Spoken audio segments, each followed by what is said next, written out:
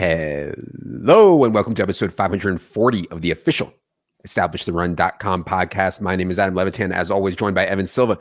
And I think this will be the final free agency fallout show, as just about everyone has signed by now. Not everyone. Left out there include Odell Beckham, Leonard Fournette, Kareem Hunt, Chosen Anderson, the artist formerly known as Robbie, Zeke Elliott. So those guys are still out there as we record this Tuesday, March 28th around noon Mountain Time, the best time zone. But some bigger names, but still pretty dusty list. Evan, how you doing as we wrap up free agency here? Pretty good, yeah. Free agency has really slowed to almost like a complete halt. For the most part, I mean, most of the signings were made actually during the tampering period, and things have really slowed down since. It was just a weak class in general, I think. Yeah. And there's been more trades in the NFL lately, which, I've been thinking about why I thought that free agency, there weren't any like crazy spends. And I put out a little thread on Twitter about it last week. One thing I didn't really say is that it's just straight up been a weak class, and there's been more trades. Like all these trades that we've seen, some wild trades, Devontae, Tyreek last year, all kinds of trades, Aaron Rodgers, DeAndre Hopkins might get traded.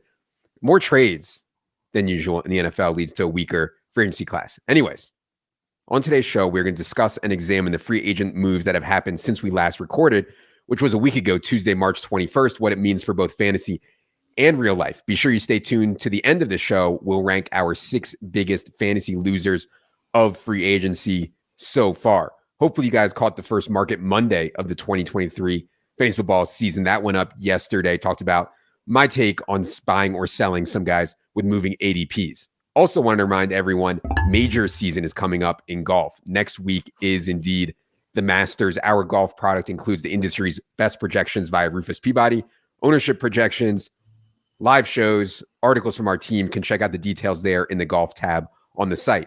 Also, reminder, best ball season never stops. Our friends at Underdog have already launched this big board tournament, which is actually about to fill. $1 million tournament for the 2023 season that does include rookies. Our rankings for that tournament are up, and we are adjusting for everything we're talking about here today. If you don't have an Underdog account yet, promo code ETR at UnderdogFantasy.com will get you a $100 matching sign-up bonus. That's promo code ETR at UnderdogFantasy.com. Oh, there's also a majors-only best ball for golf on Underdog. We do have rankings up for that as well. I think there's a pretty big edge there if you understand a little bit of best ball theory and also just which golfers are playing all 4 majors, or at least 3 majors. All right, Evan, let's get into it here with the news. So this isn't a straight free agency story, but it kind of is, because Lamar Jackson is effectively a free agent. He has a non-exclusive franchise tag on him. In other words, any other team in the NFL can negotiate and try to work out a contract with him. Now, he goes on Twitter yesterday, shout out Twitter. He goes on Twitter yesterday and says he actually requested a trade from the Ravens back on March 2nd. I don't think that changes anything. Is all that surprising? To me, it's just about the money. But Evan, what do you think about the whole Lamar saga now that we know he's officially requested a trade from Baltimore? Yeah, but then it was reported that he has been negotiating recently with the Ravens. Again, and I think I've said this on like 3 straight podcasts at this point, but I'm still sort of optimistic that the Ravens are going to figure this out. I mean, they still hold many of the cards here. I think that they're one of the best run organizations in the NFL. Lamar has such a good rapport with the coach, John Harbaugh. I just think in the end, like, it just makes too much sense for the Ravens to figure this out. But recently, like, the Colts would not rule out a pursuit of Lamar Jackson. And I think that that'd be pretty interesting too. I mean, to me, it's just about money, right? He doesn't want to leave the Ravens. He doesn't want out of Baltimore. He doesn't have a problem with them at all. He just wants his money, right? He wants the Deshaun Watson contract. And if the Ravens get the money right in his eyes, he'll be back. That's what I think. So I agree with Evan. The most likely is that he's back. And honestly, I kind of think the Ravens played this right. They're like, oh, you think you can get $230 million guaranteed? Okay, we'll give you the non-exclusive tag. You go out there, see if you can get it. Well, guess what? He hasn't gotten it, right? And so now he has to come back to the Ravens, who are probably his most likely suitor. I mean, there's been Patriots rumors. There's been Colts rumors. The Commanders, the Falcons say they aren't interested, even though I kind of think they should be. I think for our purposes, an interesting conversation, which I talked about yesterday, is where would you value Lamar Jackson in fantasy right now? We don't even know where he's going to be playing next year. His ADP is around 49th overall. I'm buying him there. We actually have him 40th overall in our underdog rankings right now. Like Joe Burrow's ADP is 39.5. Lamar Jackson's is 49.1. I think this is going to get worked out. I'm a buyer at Lamar at that price. But yeah, any fantasy thoughts on Lamar, Evan, for the very early drafters out there? I think I would just be drafting him like normal. To me, he's like the quarterback 4 overall. Somewhere in like what did you say, number 40 overall for his ADP? Yeah, we have him 40th. His ADP is actually 49th. Okay, so that's somewhere around like the 3rd, 4th round turn. Yeah, but market's taking Joe Burrow over Lamar Jackson right now, which I get, but I think I would slightly prefer Lamar right now. But I get that there's some risk. So yeah. Did you see that Bob Kraft, the owner of the Patriots, who apparently is friends with rappers? Oh yeah. Meek Mill told him that Lamar Jackson wants to go play for the Patriots, but Bill Belichick isn't into it. I saw that. Yeah, Bob Kraft, man. Yeah. I mean, 80-year-old Bob Kraft. I could maybe I'll dedicate a solo pod segment to Bob Kraft at some point because there's definitely some funny stories there. Anyways, speaking of the Ravens, so the big criticism around the Ravens for a lot of Lamar Jackson's tenure is that they have not given him enough weapons, and I would actually agree with that. I mean, the wide receiver play they've gotten has been bad. They chased off Marquise Brown for whatever reason. They make a move. Okay, it's not going to be an exciting move. They do make a move. Nelson Agholor to the Ravens on a 1-year, $3.25 million deal up to $6.25 million. They also got good news with Rashad Bateman coming off foot surgery. He's allegedly going to start running in 3 weeks, expected to be ready for the season. So, I mean, you get Lamar, assuming he comes back, reasonable weapons, I guess. Bateman, Mark Andrews, Agholor. You have Isaiah Likely. You have some other dust balls like Duvernay. I mean, it's not the worst thing I've ever heard. What do you think of the Agholor deal to the Ravens, Evan? Yeah, they just needed another guy in there, another veteran. The deal is 1 year, $3.25 million in base value. So, and I don't know what the guarantee is on that. Yeah. I haven't seen that yet. I would expect him to make the team. I think at this stage of his career, Nelson Agholor is a decent number 3 receiver. Ideally, you're number 4, but a passable number 3. I still think that they need a little bit more talent. You look at the rest of their depth chart before they made the move, behind Rashad Bateman, who's obviously coming off the injury and has had injury problems dating back to college. Devin Duvernay, Tylan Wallace, Andy Isabella is still around. James Proche, Shamar Bridges, Mike Thomas. So they needed another veteran presence in there. My take was always play Mark Andrews and Isaiah Likely together. Like, you're so desperate. You have someone who can win in Isaiah Likely. You have someone who can win in Mark Andrews. Just like figure it out. But they did not do that a lot last year. Play those guys together. Yeah. Well, hopefully that's something that Todd, MF, and Monken can incorporate into the offense this year for sure. For sure. All right. Really interesting trade between the Jets and the Browns. Elijah Moore went to the Browns. Elijah Moore and a round 3 pick to the Browns for a round 2 pick. I thought this was an awesome deal for the Browns. And by the way, if you're following us on TikTok or Instagram, I mean, you would have seen my very professional take. But anyways, I thought this was an awesome deal for the Browns. They only moved back 1 round and they add Elijah Moore. Elijah Moore was a number 34 overall pick in the draft 2 years ago for a reason. And I thought was really good as a rookie, despite playing with Zach Wilson, Mike White, corpse of Joe Flacco. So I thought this was a really, really, really good deal for the Browns. I don't know why the Jets gave up on Elijah Moore, seemingly. What did you think of this trade? Well, it was an opportunity that presented itself to the Browns because there was an obvious falling out between the Jets and Elijah Moore last year. Yeah, I mean, this one had to hurt Joe Douglas because, I mean, they invested a very, very high draft pick into Elijah Moore. He's got a lot of potential. He's been a flash player so far in the NFL. I think he's been a little bit disappointing, but I think that has a lot to do with quarterback play. I mean, you remember him and Zach Wilson could not get on the page whatsoever in either of his first 2 seasons. Andrew Berry is a really good GM, and they stole Amari Cooper last year. And I agree with you. I think they stole Elijah Moore. I mean, and it was just a pick swap deal. Yeah. All the Browns did was lose one round in the draft. And I mean, they still have a chance to get a really good player with, I think it's the 74th overall pick. Exactly. And so I really like the deal. And I like it for Deshaun Watson. Now, Deshaun Watson's ADP is around 79th overall, which is not cheap considering the way he played last year. But man, he is set up well. I think the offensive line will be healthy in a top 5 unit. They get a full offseason finally in the system and the scheme as the starter. And then he has Amari Cooper, Donovan Peoples-Jones, David Njoku. Now you add Elijah Moore to the mix. I mean, he has some pretty good weapons. I like being optimistic on Deshaun Watson's outlook this year. He was really bad last year, though. Evan, what's your appetite on Deshaun Watson in fantasy this year? Yeah, I think that I'm probably going to lean optimistic. I mean, you have to like what they're building on the offensive line.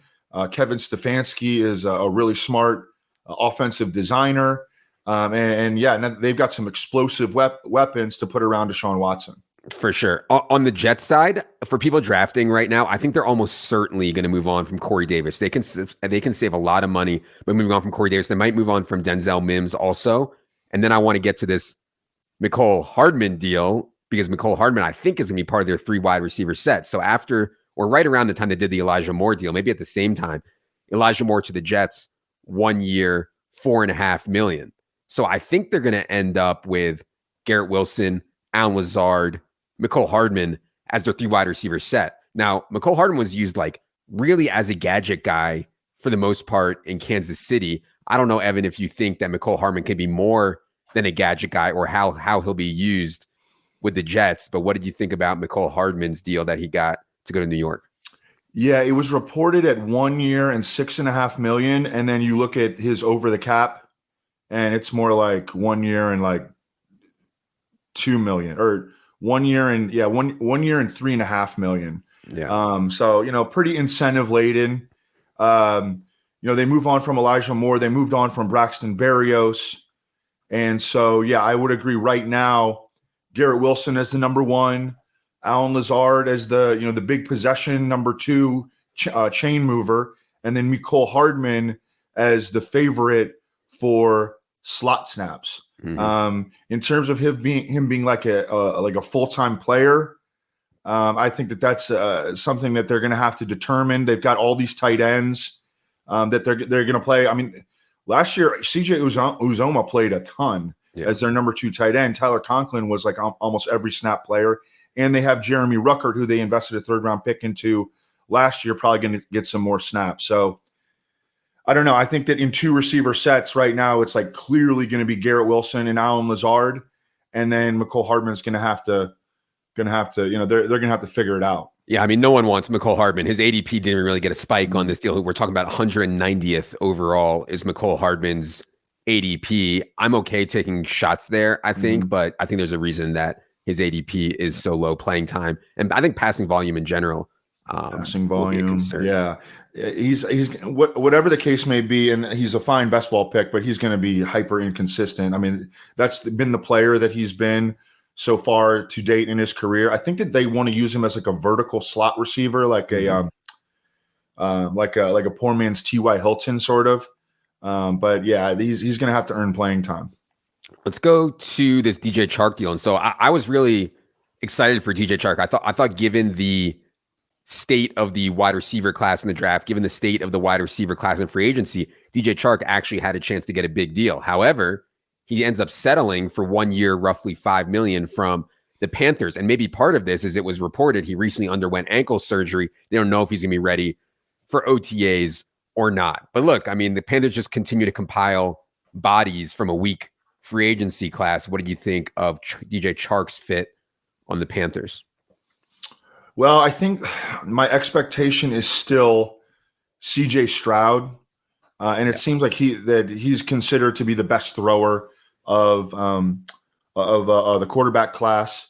So from that standpoint, I think that it could be a decent landing spot for DJ Chark. I think they're going to run the crap out of the ball in Carolina, and you got Adam Thielen there, you got Hayden Hurst, Terrace Marshall, I guess, would probably project to play in 3 receiver sets right now. I don't know, him or Laviska Shenault. I don't know. They're piecing it together. I think DJ Chark was worth a shot in real life, and he's going to be another really inconsistent player in fantasy. Yeah, I mean, it'll come down to if they end up taking CJ Stroud, to me, DJ Chark will completely depend on what you think of CJ Stroud and how pass heavy they will be. The Panthers have spent a lot of money, man. I mean, I didn't think any of their deals in a vacuum were bad, but they spent a lot. We're talking like $87 million. Now, most of that won't get paid out because that's not the guaranteed number. The guaranteed number is way less. But they've spent, on paper at least, $87 million to get Chark, Thielen,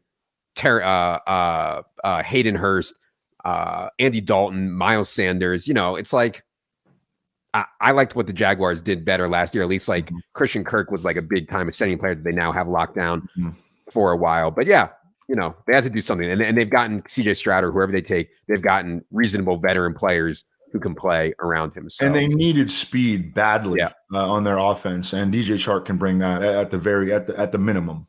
Let's go to the Giants adding yet another slot receiver. So Jamison Crowder to the Giants on a 1-year deal. They have Paris Campbell who can play in the slot. Wan'Dale Robinson can play in the slot. Sterling Shepard can play in the slot. They still have Isaiah Hodgins and Slayton. So I don't know where the fit here is exactly for Jamison Crowder. He's just like an NFL veteran who can certainly play. Any thoughts on Jamison Crowder, how this is all going to work out for the Giants? Yeah, I'm like building my depth charts right now, and you could slot these guys like any which way. I mean, they've signed a ton of guys. They're just taking shots on guys. There's not a lot of talent in the free agent class. There's not a lot of talent in the incoming rookie wide receiver class, and so they're just taking shots on guys. Paris Campbell, Isaiah Hodgins, Wan'Dale Robinson, Jamison Crowder, Darius Slayton, Sterling Shepard. Colin Johnson played a number. They signed Jeff Smith from the Jets. So they're just going to bring all these guys to camp and let them battle it out. Daniel Jones, he's going to project well, man. I mean, his ADP right now is 98th. And like from straight projection standpoint, with you baking a little bit more throwing this year, you give him his rushing rate, you give him a little bit better efficiency because they've upgraded some of the weapons. He's going to get positive regression in like the touchdown rate. Yeah. Department. I mean, we're gonna have him ranked pretty high. I think it's just kind of hard to get away from, but yeah, people are definitely on to Daniel Jones. Irv Smith to the Bengals on a 1-year deal. It concerns me that the Vikings like never even really seem to consider giving Irv Smith another contract, and he's just been so hurt. Knee issues, ankle issues. He's only 24 years old. He's not expensive. Bengals got him for like nothing. And I get the Vikings were like, hey, listen, we're going to go with Hawkinson. We dumped a bunch of money on this blocking tight end, Josh Oliver, but they didn't even give a sniff to Irv Smith, which was concerning to me. What did you think of Irv Smith to the Bengals? Well, I think it's a really good landing spot for him. Like you said, 24 years old. If you can just sort of get some better injury luck. I mean, we know that I think it's fair to say that he's a quality pass catching tight end when he's healthy. He just hasn't been healthy. You look at the Bengals depth chart, obviously Hayden Hurst went to Carolina. Devin Asiasi, Tanner Hudson. Team preseason Tanner Hudson, buddy. Oh, God, that was so long ago at this point. Nick Bowers, like there's a lot of opportunity for Irv Smith to carve out a significant pass catching role in Cincinnati. And we know that they're going to put up points. They're going to be aggressive throwing the rock. I think it's a really good landing spot. Like, good job by Irv Smith's agent. Yeah, I think a lot of mocks are going to have tight end to the Bengals because this is a very, very strong, like one of the strongest I've seen just based on where these tight ends are going in mocks. Looks like an extremely strong tight end class. So it would not shock me if the Bengals spent some draft capital at tight end. I personally don't like taking tight ends in round 1 of the real NFL draft just because they are so slow to get up to speed and then they so often break out on second contract. But if you hit one, obviously tight end is very, very valuable. So KJ Hamler, shout out Penn State. KJ Hamler, I mean, this guy can't get out of his own way. Now it's a torn pectoral out 4 to 6 months, going to miss the entire offseason program. Hamler has just run so bad. I mean, I swear at that combine 2 years ago or whatever it was, he was going to run like 4.2. I mean, and I don't have much takes on college players. You could just tell when KJ Hamler was at Penn State. He was so outrageously fast, but the combine gets canceled due to COVID. Then he pulls a hamstring. He can't run at Penn State's pro day. Hamstring bothers him all of his rookie year, tears his ACL in year 2. Now it's year 3. He has a torn pec. I mean, it's a mess for KJ Hamler. And I know that there's a lot of KJ Hamler stands out there who are excited to ever see him play. I just don't know what's going to happen. And it doesn't look like, despite rumors, the Broncos are going to trade Cortland Sutton or Jerry Jeudy. Anyways, Sean Payton kind of shot that down. Any thoughts on the state of the Broncos pass catching core right now? Yeah, and they're getting back Tim Patrick, who's a pretty good player from injury. He missed, I think, the entire season last year. And then Sean Payton brought in Marquez Callaway, his boy from the Saints. They've got Greg Dulcich coming back. And Alberto. And we think they're going to maybe want to run the ball. I thought this was really interesting that Sean Payton was talking up Jarrett Stidham already, that they think that he had a good evaluation on Jarrett Stidham. They gave Jarrett Stidham a decent little contract. I think, I want to say 2 years, $10 million. Sean Payton was talking about how he liked Jarrett Stidham coming out of college. Jarrett Stidham had a one nice start last year for the Raiders. Remember, Wiggins was like on him, and it was like, what are you talking about? And he went out there and tore it up. Yeah, Jarrett Stidham has had some huge preseason games also, like first team all preseason a couple times for Jarrett Stidham when he was with the Patriots. Yeah, and there have been reports that Sean Payton is not in love with Russell Wilson. So I thought that was a really interesting note. KJ Hamler, it's almost like, another guy that, I don't know, I think he's kind of buried actually at this point. And he's a holdover from the previous regime.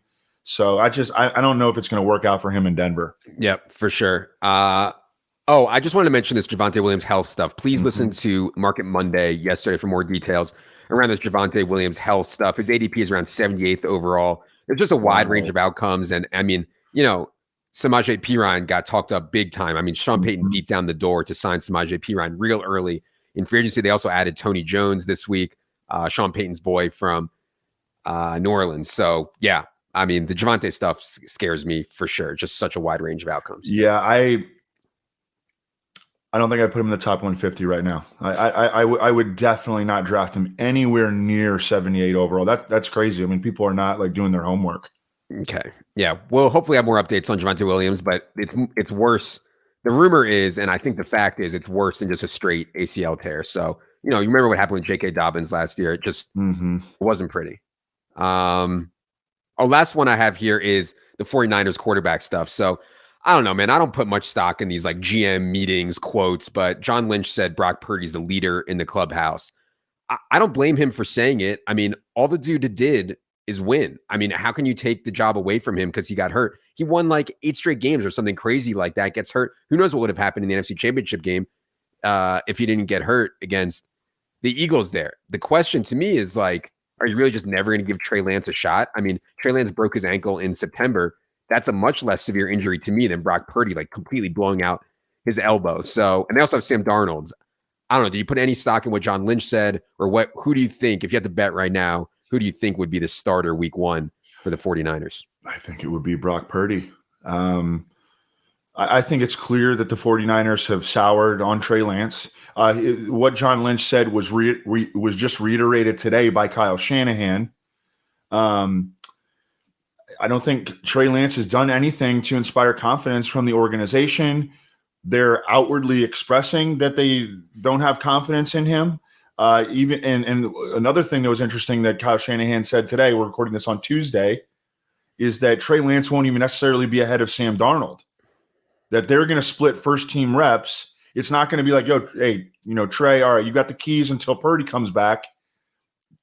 Sam Darnold's going to split first team reps with Trey Lance. So I think I don't think that this is coach speak or GM speak. I think this is legitimate. Trey Lance has not inspired any confidence. Brock Purdy absolutely did. And Sam Darnold is a talented guy that they brought in for cheap, and he's going to get just as many opportunities in the offseason program as is Trey Lance. Man, I mean, Trey Lance bros don't stop. His current ADP is 106th overall. We actually have him ranked 146. So we're like 40 spots behind ADP on Trey Lance. Yeah, I mean, there's a risk also that like even if Trey Lance gets in there, maybe he just sucks. Like that's certainly possible too. He sucked when he was in there last year. Right. All right. That's it for news. We're going to end here with a countdown of our biggest free agent fantasy losers. 6 of them. Evan, feel free to chime in at any time here. Number 6 biggest free agency fantasy loser, Mike Evans. I mean, Bucs didn't even try a quarterback. They're going to go with Baker Mayfield and Kyle Trask, it looks like. And also, not only did, there were a lot of rumors around Chris Godwin maybe getting traded. That didn't happen. So you have Chris Godwin there. You have a bunch of mouths to feed, and you have the quarterback as Baker and Trask. Just not the best run out for Mike Evans. Bucs, to me, should be trying to like tank for Caleb. I don't know if they're bad enough to tank for Caleb, but I'd love to see them get Caleb. So yeah, I think Mike Evans is a pretty clear loser. Yeah, and he's also like on the back nine of his career. He's coming off a very disappointing season. So yeah, I think the trajectory is pointing down on Mike Evans, no question. Number 5, DJ Moore. We talked about this a couple of podcasts ago. I definitely think it's a good thing for Justin Fields. I just wish DJ Moore landed somewhere with a team that threw the ball more around the goal line, and had, frankly, just like a better passer. And as much as I like Justin Fields, I think the Bears made the right decision. He's clearly like in the bottom of the league in terms of straight passing ability. So I don't think that's great for DJ Moore. Obviously, it was a death sentence, and the Panthers were a complete mess also last year. But yeah, there were a lot of landing spots for DJ Moore I think could have been better. So I'll call him not a huge loser, but a loser, I think. Yeah, I agree. I mean, I think the Bears are going to remain one of the run heaviest teams in the NFL. It's going to be an up and down season, I think, for DJ Moore. I think he's going to definitely mix in some big plays. He was a great real life acquisition by the Bears, but in fantasy terms, he's not going to project very well. And it's going to be a lot of ups and downs, I think. For sure. Yeah. It's hard to get a good projection on DJ Moore, given how few times the Bears throw the football and how inefficient they are throwing the football. Number 4, Hunter Renfrow. So there's been a lot of talk about how the Raiders are going to use their weapons. They did add Jacoby Moore. Now, Jacoby Moore playing outside, to me, is not the best use of his skills, but Hunter Renfrow can only play in the slot. So I don't know, man. It's going to be a bit messy there. Hunter Renfrow was like an 8th round fantasy pick last year, which was completely ridiculous. But now they have Jacoby. They did get rid of Waller. But then you get the New England love stuff with Jimmy Garoppolo and McDaniels and Jacoby and all these guys circle jerking each other. What do you think about Renfrow? We haven't really talked about him much at all, or how you think the Raiders are going to use their weapons. I think that we could see Hunter Renfrow like packaged somewhere and traded like on draft day or something like that, or leading into the draft, because he was not a featured player. And he caught over 100 balls in 2021. When he was healthy last year, he was not a featured player under Josh McDaniels. I'd say I would be kind of surprised if Hunter Renfrow has a significant future with the Raiders going forward. Okay. Loser number 3, Dalton Schultz. And I don't think Dalton Schultz is like a bad pickup or anything. He's a fine player. I just think offensive environment going from Dallas to Houston is going to be less efficient, fewer shootouts, and we'll see what Houston does at quarterback. Obviously, they're in the market in the draft for a quarterback, but I find it hard to believe that Dalton Schultz, even if he does get a little bit bigger target share, which I'm not even sure he will, but even if he does, the efficiency, touchdown rate, I just have concerns there in Houston. For all, I'll call Dalton Schultz loser number 3 in free agency. I think that's fair. I mean, downgrading from the Cowboys offense and Dak Prescott to a rookie quarterback in all likelihood. I mean, if I were to project the first 2 picks in the draft right now, and I'm still holding this Anthony Richardson 30-1 and praying, but I don't have very much confidence. Yeah. I would go CJ Stroud to the Panthers at 1, Bryce Young at 2 to the Texans. I think Bryce Young can definitely throw the rock, but I think that this team is also going to run the ball a lot. Oh, yeah. And they got Dameon Pierce. They signed Devin Singletary. They've been linked to Bijan Robinson with the 12th overall pick. God. They invested quite a bit in their offensive line over the past 2 off seasons. I think they're going to run the ball a lot.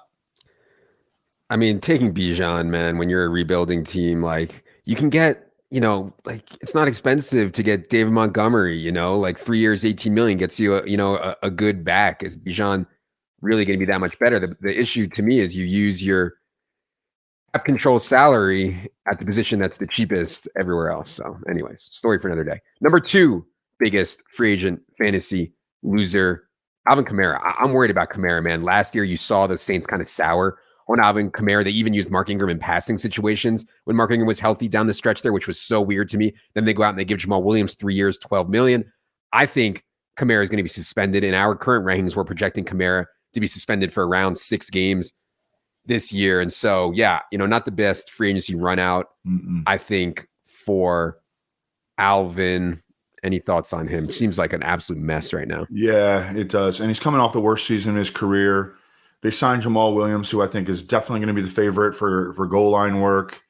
I think that, I don't know, it seemed like Alvin Kamara, and maybe there was an issue between Pete Carmichael and Alvin Kamara last year in terms of his weird playing time and stuff. And yeah, I think that he's a guy that this year he's going to be on the shy away list, and he's going to be a guy that you want to draft around. I mean, market is out on him, but I think correctly. 104th overall is Alvin Kamara's current ADP, and when you start projecting a guy to miss 6 games due to suspension, it's hard to take him much higher than that. And the number 1, drumroll please, biggest free agent fantasy loser, DeAndre Swift. So instead of just letting Jamal Williams go and handing the keys, some type of Eckler or even CMC role to DeAndre Swift, the Lions had no interest in that. They choose to upgrade on Jamal Williams, spend money on David Montgomery, 3 years, $18 million as reported. And then they also bring back Craig Reynolds. And so kind of what we've been talking about for the last 6-7 months, this is just how they see DeAndre Swift in that kind of 7, 8, 10 touch role as a change of pace guy, and just is what it is. And he's a loser, and people are going to keep drafting him, Evan. His ADP is currently 67th overall, and that's in half PPR, by the way. That's not even full PPR. That's in half PPR, 67th overall. I think that DeAndre Swift could get traded. Okay.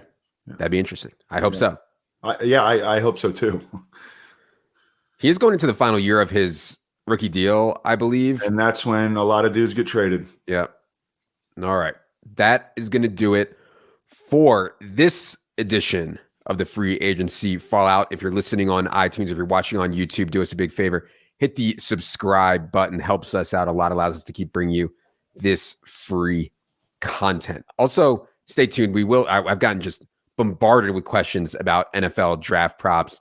Stay tuned to Twitter for that, at Establish the Run, at Adam Levitan, at Evan Silva. We will talk about that for soon, what we're going to do about NFL draft props. All right. For Evan, for producer Luke, I am Adam. Good luck, everybody.